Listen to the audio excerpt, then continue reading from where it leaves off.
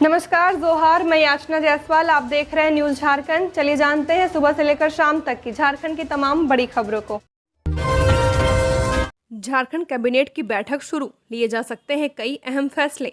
झारखंड सरकार की कैबिनेट बैठक आज शाम 4 बजे प्रोजेक्ट भवन में शुरू हो गई है। यह बैठक कई मायनों में खास मानी जा रही है, क्योंकि सरकार इसमें महत्वपूर्ण नीतिगत फैसले ले सकती है। खासकर मैया सम्मान योजना के लाभुकों के लिए राहत भरी खबर आ सकती है। सूत्रों के मुताबिक सरकार मैया सम्मान योजना के लाभुकों को अपने बैंक खाते को आधार से जोड़ने के लिए 1 महीने का अतिरिक्त समय देने पर विचार कर रही है। इसके अलावा विधानसभा में उठाए गए कुछ महत्वपूर्ण मुद्दों पर भी चर्चा होने की संभावना है। झारखंड की महिलाओं के लिए गुड न्यूज, 20 लाख मैया को एक साथ मिलेंगे 7,500 रुपए। झारखंड की 20 लाख महिलाओं को मैया सम्मान योजना की बकाया राशि जारी की जाएगी। इन्हें 3 महीनों की 7,500 रुपए की राशि एक साथ दी जाएगी। इससे पहले 38 लाख महिलाओं को होली से पहले ही जनवरी, फरवरी और मार्च महीने की किस्त दी जा चुकी है। राज्य सरकार मैया सम्मान योजना की नियमावली में बदलाव करने जा रही है।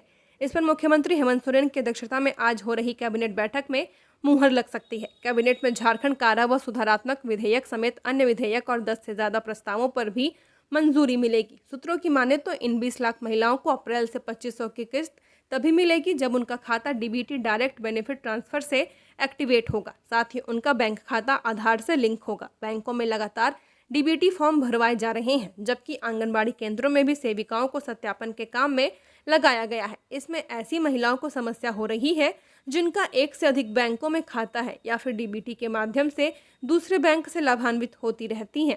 दूसरे जिलों के बैंक होने के भी मामले सामने आ रहे हैं। घूस लेते पकड़ा गया मनरेगा बीपीओ, एसीबी ने गढ़वा से किया गिरफ्तार।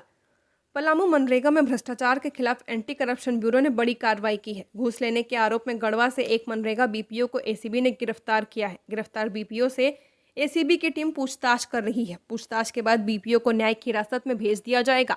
गढ़वा के रमना के रहने वाले शिवशंकर राम के मां के नाम पर मनरेगा के तहत डोबा का निर्माण कार्य हो रहा था। डोबा के निर्माण कार्य के लिए उपयोगिता प्रमाण पत्र पर मनरेगा प्रखंड कार्यक्रम पदाधिकारी प्रभु कुमार को हस्ताक्षर करना था। आरोप है कि प्रखंड कार्यक्रम पदाधिकारी प्रभु राम उपयोगिता प्रमाण पत्र पर हस्ताक्षर करने के एवज में 12,000 रुपए रिश्वत की मांग कर रहे थे। पूरे मामले में शिवशंकर राम की तरफ से पलामू प्रमंडलीय एसीबी से शिकायत की गई थी। शिकायत के सत्यापन के बाद मंगलवार को एंटी करप्शन ब्यूरो ने ट्रैप लगाकर 12,000 रुपए रिश्वत लेने के आरोप में प्रखंड कार्यक्रम पदाधिकारी प्रभु कुमार को गिरफ्तार किया है।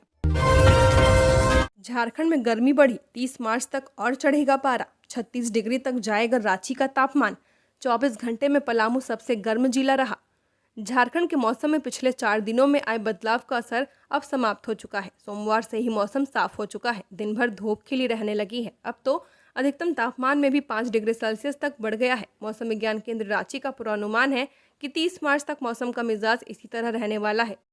राजधानी सहित राज्य के अन्य जिलों का अधिकतम और न्यूनतम तापमान भी चढ़ेगा। राज्य में सबसे अधिक तापमान पलामू का 35 डिग्री सेल्सियस रिकॉर्ड किया गया है। पिछले 24 घंटे में राज्य के अन्य जिलों का अधिकतम तापमान भी 30 से 35 डिग्री सेल्सियस के बीच रहा। रविवार को राजधानी का अधिकतम तापमान 26 डिग्री सेल्सियस के आसपास था। यह सोमवार को 31 डिग्री सेल्सियस पहुंच गया। बात राजधानी रांची के मौसम की करें तो आज रांची और आसपास के इलाके में आसमान साफ रहा। अधिकतम तापमान 31 डिग्री, न्यूनतम तापमान 18 डिग्री सेल्सियस रहने की संभावना है। 26 मार्च को आसमान मुख्यतः साफ रहेगा और मौसम शुष्क रहेगा। अधिकतम तापमान 33 डिग्री और न्यूनतम तापमान 19 डिग्री रह सकता है। बात 27 मार्च की करें तो मौसम में ड्राइनेस बना रहेगा। आसमान साफ रहेगा।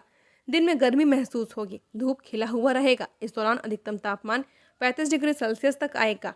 न्यूनतम तापमान 20 डिग्री सेल्सियस रहने की संभावना। हजारीबाग में रामनवमी पर नॉनवेज बिक्री पर बोले सुदिव्य, राज्य की व्यवस्था का होगा पालन। आगामी नवरात्रि और रामनवमी के दौरान हजारीबाग में नॉनवेज की बिक्री और खपत को प्रतिबंधित करने की मांग पर झारखंड सरकार के मंत्री सुदिव्य कुमार ने बयान दिया है। उन्होंने कहा कि राज्य में जो भी व्यवस्थाएं लागू होती हैं वही हजारीबाग में भी लागू रहेंगी।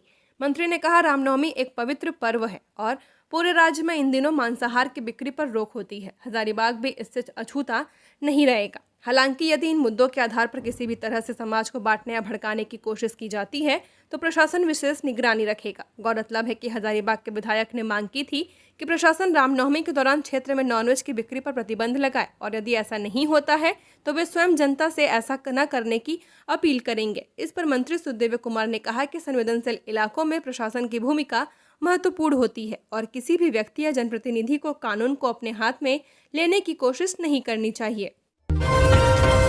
स्कूल की मनमानी और रीएडमिशन के नाम पर वसूली रोकने के लिए कानून बने, विधानसभा अध्यक्ष। झारखंड विधानसभा में निजी स्कूल की मनमानी और रीएडमिशन के नाम पर पैसे वसूलने का मामला दूसरे दिन भी उठा। मंगलवार को अल्पसूचित प्रश्न के जरिए हजारीबाग के विधायक प्रदीप प्रसाद ने मामला उठाते हुए सरकार से पूछा कि निजी स्कूल का फीस कितना हो, इसके लिए क्यों नहीं कानून बनना चाहिए। प्रदीप प्रसाद ने कहा कि कोई ऐसा स्कूल नहीं तो रीएडमिशन के नाम पर पैसे की वसूली करता है। जेवियर जैसा स्कूल अपने बाउंड्री के आसपास भी विधायक सांसद को भटकने तक नहीं देता। स्कूल की मनमानी पर विधायक प्रदीप प्रसाद के सवाल और मंत्री रामदास सोरेन के जवाब के बीच नेता प्रतिपक्ष बाबूलाल मरांडी ने मंत्री को सुझाव देते हुए कहा कि सभी उपायुक्त से पूछा जाना चाहिए कि उन्होंने कितनी बैठकें की हैं, क्योंकि न्यायाधिकरण भी है, डीसी की अध्यक्षता की कमेटी भी है, लेकिन बैठकें होती कहाँ हैं। साहिबगंज में ब्रेन मलेरिया से 5 बच्चों की मौत, स्वास्थ्य विभाग अलर्ट, मास सर्वे का निर्देश।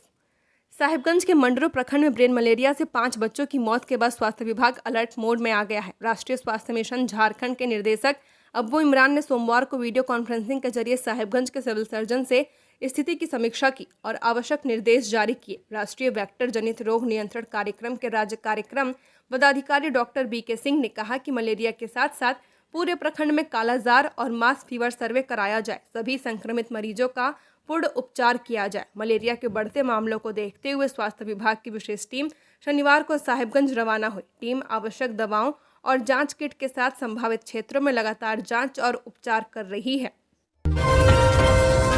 बारिश ने किसानों का किया बुरा हाल, गेहूं समेत कई फसलें बर्बाद। अब सरकार से आर्थिक मदद की लगा रहे हैं गुहार। देवघर में होली के बाद झारखंड में हुई बारिश से राज्य के किसानों को काफी नुकसान सहना पड़ा है। राज्य के विभिन्न क्षेत्रों में ओलावृष्टि और बारिश से कई फसलें बर्बाद हो गई, तो कहीं फसल की उपज अच्छी नहीं हो पाई है। वहीं सब्जियां खराब होने की वजह से बाजार में उसकी अच्छी कीमत नहीं मिल पा रही है। कई किसान तो अपनी सब्जियों को फेंकने के लिए मजबूर हैं।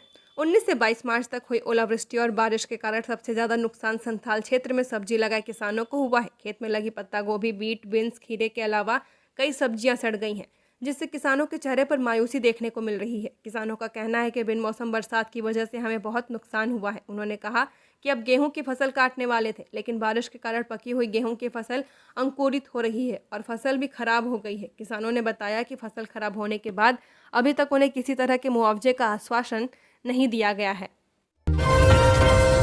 रांची टाटा रोड पर भीषण सड़क हादसा, तेज रफ्तार कार ने खड़े ट्रक को मारी टक्कर, एक की मौत।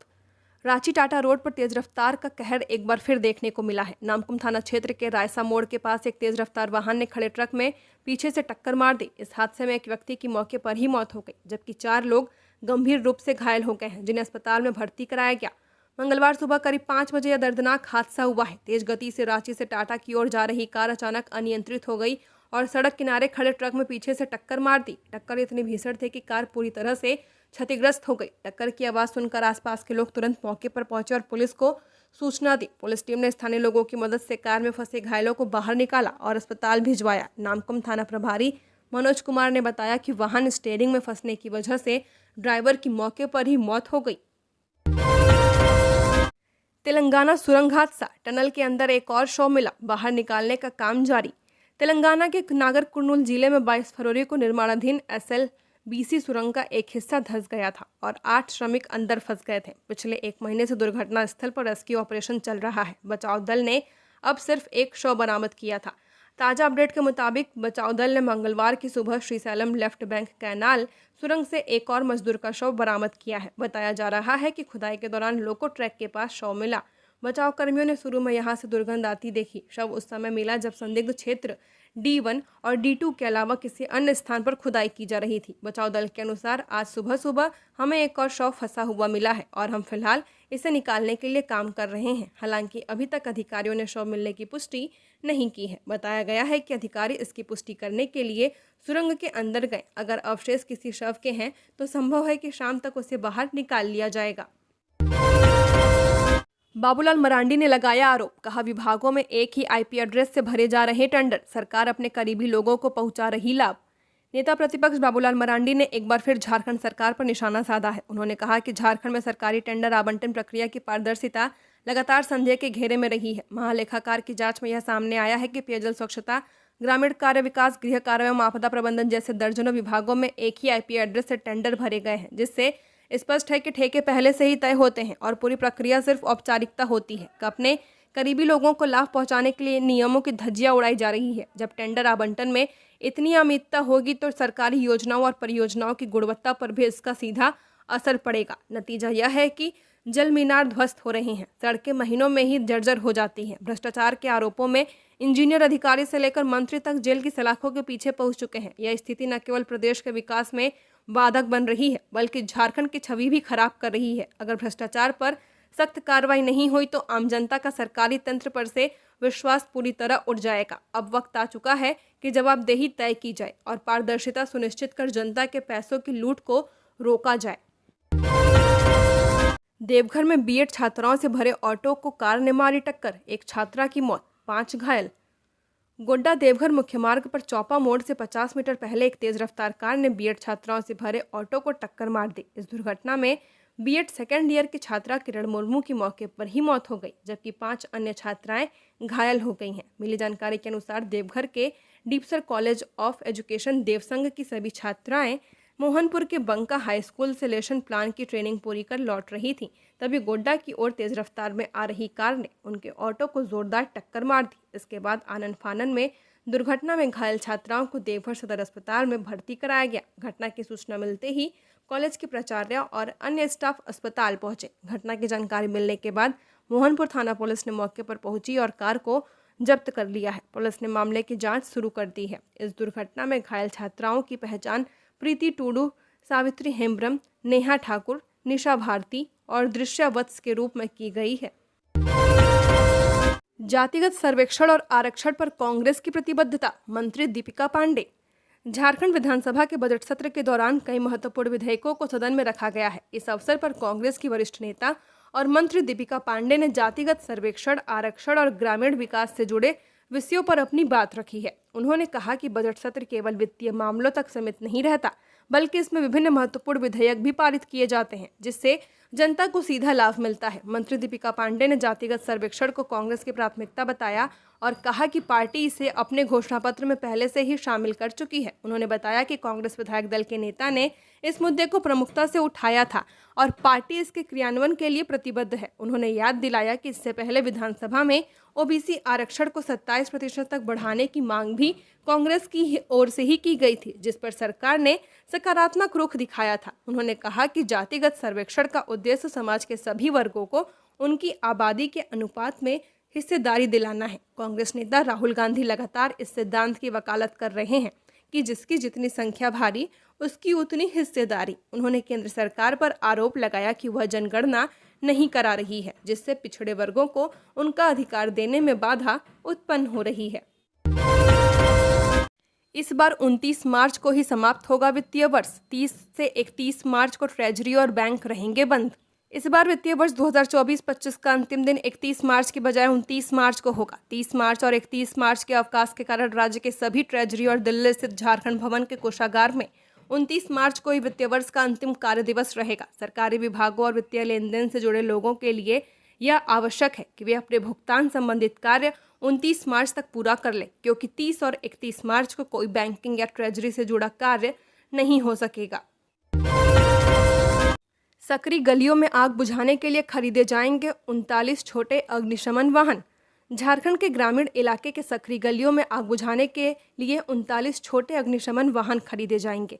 11 करोड़ 70 लाख रुपए की लागत से इन वाहनों की खरीदारी की जाएगी। गृह कारा एवं आपदा प्रबंधन विभाग ने छोटे अग्निशमन वाहनों की खरीदारी के लिए राशि स्वीकृति के संबंध में महालेखाकार को पत्र लिखा है। उल्लेखनीय है कि झारखंड के शहरों और ग्रामीण क्षेत्रों में सकरी गलियों में बने भवनों और इमारतों में आगजनी की घटनाओं के दौरान बचाव और राहत कार्य के लिए इन छोटे अग्निशमन वाहनों की आवश्यकता है। बता दें कि डोरंडा, आंद्रे हाउस, पिस्का मोड़, धुरवा, मुंडू, खुंटी, गोलमुरी, मानगो, बहरागोड़ा, चाईबासा, चांडिल, सरायकेला, आदित्यपुर, धनबाद नगर और झरिया फायर स्टेशन को एक एक अग्निशमन वाहन मिलेंगे। इसके अलावा सिंदरी, बोकारो, चास, तेनूघाट, गुमला, लोहरदगा, सिमडेगा, हजारीबाग, बरही, चतरा, लतेहार, पलामू, हुसैनाबाद, गढ़वा, कोडरमा, रामगढ़, गोड्डा, दुमका, देवघर, साहिबगंज, पाकुड़ और गिरिडीह फायर स्टेशन को भी एक एक अग्निशमन वाहन दिए जाएंगे, जबकि जमताड़ा को 2 अग्निशमन वाहन मिलेंगे। गोमिया अंचल के राजस्व उप निरीक्षक गिरफ्तार, 20,000 रुपए रिश्वत लेते रंगे हाथ पकड़ाए, मांगी थी 1 लाख की घूस। भ्रष्टाचार निरोधक ब्यूरो धनबाद की टीम ने सोमवार को गोमिया अंचल के राजस्व उप निरीक्षक ललन कुमार को उनके आवास से घूस लेते रंगे हाथ गिरफ्तार किया है। वे पणजी 2 में ऑनलाइन सुधार के लिए 20,000 रुपए रिश्वत ले रहे थे। गिरफ्तारी के बाद टीम उन्हें अपने साथ ले गई।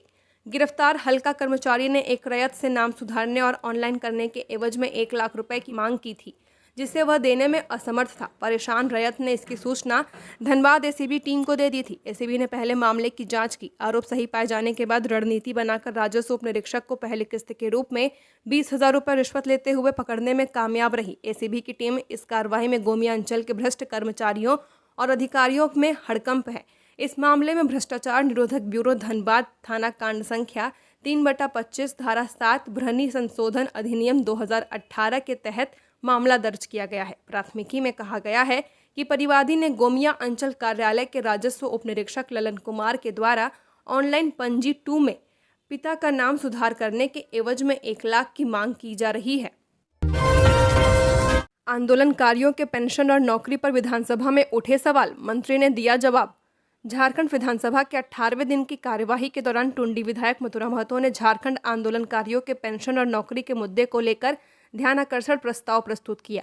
मथुरा महतो ने सवाल किया कि क्या उत्तराखंड सरकार की तर्ज पर झारखंड में भी आंदोलनकारियों को जेल जाने पर रुपए 6,000 और जेल न जाने पर रुपए 4,500 की राशि दी जाती है। मंत्री योगेंद्र प्रसाद ने इस सवाल का जवाब देते हुए बताया कि झारखंड में 15 नवंबर 2000 को राज्य गठन के बाद अब तक आंदोलनकारियों को सम्मानजनक पेंशन और नौकरी में आरक्षण की सुविधा नहीं दी गई है। उन्होंने बताया कि जेल में 3 महीने रहने वाले आंदोलनकारियों को रुपए 3500, 6 महीने से ज़्यादा जेल में रहने वालों को रुपए 5,000 और इससे अधिक समय तक जेल में रहने वालों को रुपए 7,000 का लाभ दिया जाता है। इसके अलावा 2021 से अब तक 16,584 आंदोलनकारियों को चिन्हित किया गया है, जिनमें 20 को नौकरी मिली है, 3,014 को रुपए 3,500 और 49 को रुपए 5,000 और 41 को रुपए 7,000 की पेंशन दी गई है। 13,000 से ज़्यादा आंदोलनकारी जो जेल नहीं गए हैं उन्हें भी चिन्हित किया गया है। जैप आईटी शोषक जमींदार के रूप में बैठा है अध्यक्ष महोदय, एजेंसी के माध्यम से अनुबंध कर्मियों के पैसे में करता है कटौती। प्रदीप यादव। झारखंड विधानसभा में मंगलवार को जैप आईटी के जरिए राज्य भर में कार्यरत कंप्यूटर ऑपरेटर की नियुक्ति और एजेंसी के चयन में अनियमितता का सवाल उठा है। अल्पसूचित प्रश्न के जरिए कांग्रेस विधायक दल के नेता और पौड़ियाहाट के विधायक प्रदीप यादव ने सवाल उठाया। प्रदीप यादव ने सदन में सरकार को बताया कि जैप आईटी में एजेंसी के माध्यम से राज्य भर में कंप्यूटर ऑपरेटर की नियुक्ति होती है। इसके लिए बाहरी एजेंसी से काम होता है। ऑपरेटरों को मिलने वाले रकम में भी कटौती होती है। कई महीनों से मानदेय भी मिलता है। प्रदीप यादव ने मांग करते हुए कहा कि इसमें राज्य के युवाओं को प्राथमिकता दी जाती है। प्रदीप यादव ने सदन को बताया कि एजेंसी का चयन निविदा के आधार पर होता है, लेकिन निविदा में ऐसी शर्तें जोड़ दी जाती हैं जिससे राज्य की कंपनियां भाग ही नहीं ले पाती हैं। प्रदीप यादव ने सरकार से पूछा कि क्या एजेंसी जो ऑपरेटरों की सैलरी से पैसों का हिस्सा ले रही है, इसकी जानकारी सरकार को है और शिकायत पर कितनी कंपनियों पर कार्रवाई की गई है। साथ ही प्रदीप यादव ने कहा कि जैप आईटी शोषक जमींदार के रूप में बैठा है। खूंटी के रेमता डैम में डूबने से रांची के युवक की मौत।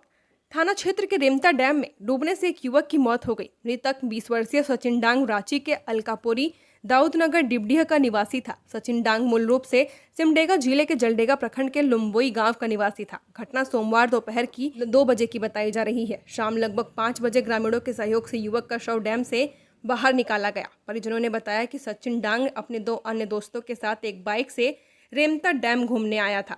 नहाने के लिए तीनों दोस्त रेमता डैम में उतरे। नहाने के क्रम में सचिन गहरे पानी में चला गया। सचिन डांग के दोस्त राजा और गुलशन ने उसे बचाने की कोशिश की, परंतु उसे नहीं बचा सके। उन्होंने घटना की जानकारी स्थानीय लोगों को दी। इसके बाद ग्रामीणों के सहयोग से शाम 5 बजे शव को बाहर निकाला गया। जानकारी मिलते ही पुलिस भी घटनास्थल पर पहुंची और शव को कब्जे में लेकर पोस्टमार्टम के लिए सदर अस्पताल भेज दिया है। परिजनों ने बताया कि सचिन डांग डोरंडा के एक हार्डवेयर दुकान में काम करता था। वह 3 भाइयों में मंझला था। उसकी 2 बहनें भी हैं। घटना के बाद परिजनों का रो रो कर बुरा हाल है।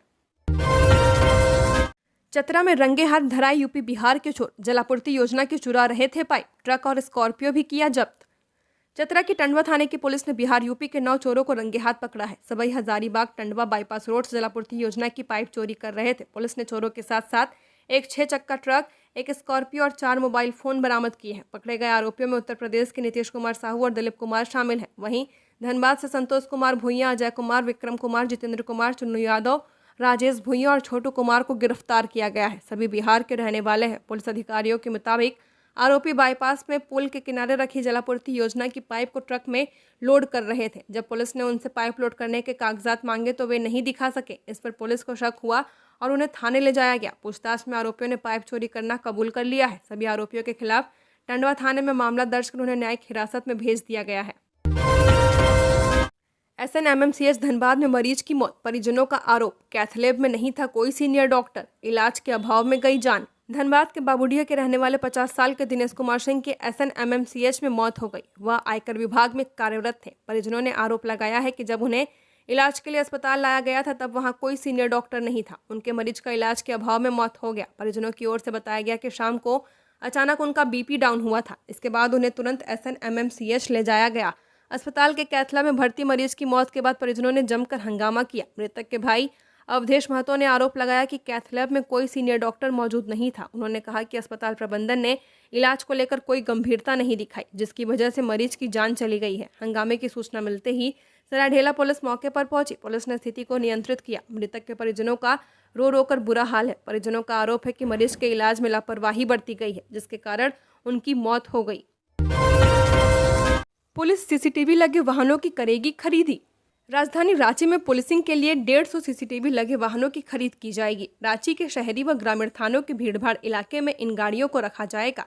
साथ ही यह घूम घूम कर भी संदिग्ध गतिविधियों पर नजर रखेंगी। राज्य पुलिस मुख्यालय ने पहले चरण में 150 वाहनों की खरीद का प्रस्ताव गृह विभाग को भेजा है। तकरीबन 8 करोड़ में इन वाहनों की खरीद होनी है। वहीं 5 साल के लिए इन वाहनों पर कुल 20 करोड़ का खर्च अनुमानित है। रांची में आमतौर पर सभी चौक चौराहों पर CCTV लगाए गए हैं, लेकिन कई जगह अब भी CCTV से आच्छादित नहीं है। ऐसे में CCTV सिस्टम लगे वाहन रियल टाइम पर घूमते हुए मॉनिटरिंग करेंगे। कहीं भी दंगा या विधि व्यवस्था की समस्या होने पर या सड़क जाम आंदोलन की स्थिति उत्पन्न होने पर इन वाहनों को संबंधित जगह पर भेजा जाएगा। साथ ही वहां मौजूद लोगों की गतिविधि पर भी नजर रखी जाएगी। रांची के बाद राज्य के अन्य प्रमुख शहरों के लिए भी इन वाहनों की खरीद की जाएगी। राज्य के गृह विभाग की अनुमति मिलने के बाद पुलिस मुख्यालय खरीद की प्रक्रिया शुरू कर देगा।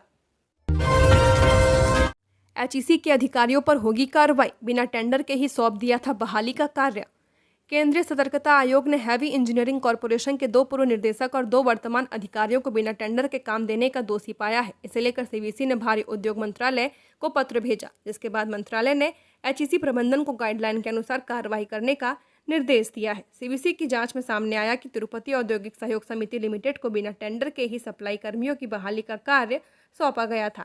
इसमें दोषी पाए गए अधिकारियों में पूर्व कार्मिक निदेशक MK सक्सेना, पूर्व निर्देशक उत्पादन डॉक्टर राणा S चक्रवर्ती, सीनियर DGM कौशिक दास और सीनियर DGM TUK सिंह के नाम सामने आए हैं। कुबेर में ऑनलाइन पेमेंट नहीं होने से रजिस्ट्री ठप, सरकार को हो रहा राजस्व का नुकसान। रांची समेत झारखंड के सभी निबंधन कार्यालयों में रजिस्ट्री एवं विवाह निबंधन का कार्य पिछले कुछ दिनों से बाधित है। तकनीकी समस्याओं के कारण स्टाम्प और फीस जमा करने वाली वेबसाइट कुबेर पर भुगतान नहीं हो पा रहा है। साथ ही अन्य चालान भी नहीं कट रहा है। इससे रजिस्ट्री और अन्य सभी कार्य नहीं हो पा रहे हैं, जिसमें ऑनलाइन भुगतान की आवश्यकता होती है। जानकारी के अनुसार वेबसाइट में यह परेशानी शनिवार से शुरू हुई है। कुबेर के ठीक से काम नहीं करने के कारण सोमवार को लोगों को घंटों इंतजार करना पड़ा। वहीं आज मंगलवार को जैसे ही निबंधन कार्यालय खुला, वैसे ही काफी संख्या में अधिवक्ता और आम लोग अपना कार्य कराने ऑफिस पहुंचे, जिनमें से ज्यादातर को बैरंग वापस लौटना पड़ा। कार्य सुचारू रूप से नहीं होने के कारण घर, जमीन, फ्लैट समेत अन्य दस्तावेजों की रजिस्ट्री कराने आए लोगों को काफी परेशानी हुई। बताते चले कि सिर्फ रांची जिले में करीब 100 दस्तावेजों का निबंधन किया जाता है, जिससे सरकार को राजस्व की प्राप्ति होती है। लेकिन कुबेर के ठीक से काम नहीं करने के कारण यह आंकड़ा दहाई तक भी नहीं पहुंच रहा, जिससे राज्य सरकार को राजस्व का बड़ा नुकसान हो रहा है। दिल्ली में पहली बार रुपए 1 लाख करोड़ का बजट। यमुना सफाई साफ पानी के लिए 9,000 करोड़, रुपए 10 लाख तक का इलाज फ्री। दिल्ली की मुख्यमंत्री रेखा गुप्ता ने मंगलवार को पहली बार 1 लाख करोड़ रुपए का बजट पेश किया है। महिला समृद्धि योजना के लिए 5,100 करोड़ रुपए का प्रावधान किया गया है। इसके जरिए दिल्ली की महिलाओं को हर महीने 2,500 रुपए दिए जाएंगे। यमुना और सीवेज की सफाई के लिए 9,000 करोड़ रुपए का बजट है। मुख्यमंत्री रेखा गुप्ता ने आयुष्मान योजना के लिए 2,144,000 करोड़ का बजट रखा है। केंद्र सरकार से 5 लाख रुपए तक का मुफ्त इलाज तो मिलेगा ही, साथ ही दिल्ली सरकार भी इसमें अपनी ओर से 5 लाख रुपए जोड़ रही है, यानी आयुष्मान योजना के तहत 10 लाख का इलाज मुफ्त मिलेगा। रेखा गुप्ता ने कहा, केजरीवाल ने अपने फायदे के लिए आयुष्मान योजना दिल्ली में लागू नहीं होने दी। वे चाहते थे कि योजना में उनका भी नाम चलाया जाए ताकि उनका प्रचार हो। उनकी जिद की वजह से दिल्ली वासियों को सालों तक योजना का लाभ नहीं मिला। रेखा गुप्ता ने मातृत्व वंदन परियोजना के लिए 210 करोड़ रुपए का प्रावधान किया है। योजना के तहत गर्भवती महिलाओं को एक मुश्त 21,000 रुपए दिए जाएंगे। इसके अलावा दिल्ली में महिला सुरक्षा के लिए 50,000 अतिरिक्त कैमरे लगाए जाएंगे। काम अलॉट करने के बदले घूस मांगने वाला अफसर दोषी करार, एसीबी ने की थी गिरफ्तारी। काम अलॉट करने के बदले घूस मांगने वाले अफसर को कोर्ट ने दोषी करार दिया है। एसीबी के विशेष न्यायाधीश योगेश कुमार सिंह की अदालत ने 30,000 रुपए घूस लेने के आरोपी डोरंडा कोषागार के ट्रेजरी अफसर पवन कुमार केडिया को दोषी करार दिया है। उनकी सजा के बिंदु पर 29 मार्च को सुनवाई होगी। दोषी पाए जाने के बाद आरोपी को कोर्ट के आदेश पर हिरासत में लेकर जेल भेज दिया गया है। इस मामले में विभाग के लिपिक प्रशांत कुमार दास ने 27 मई 2013 को एसीबी को शिकायत की थी। शिकायतकर्ता डोरंडा कोषागार में बिल पास करने का काम करता था और दूसरा काम अलॉट करने के लिए ट्रेजरी अफसर पवन कुमार केडिया से गुहार लगा रहा था। इसके बदले ट्रेजरी अफसर ने उससे 30,000 रुपए घूस मांगी। एसीबी की टीम ने शिकायत की सत्यता की जांच की और 29 मई 2013 को 30,000 रुपए के साथ पवन कुमार केडिया को गिरफ्तार किया था।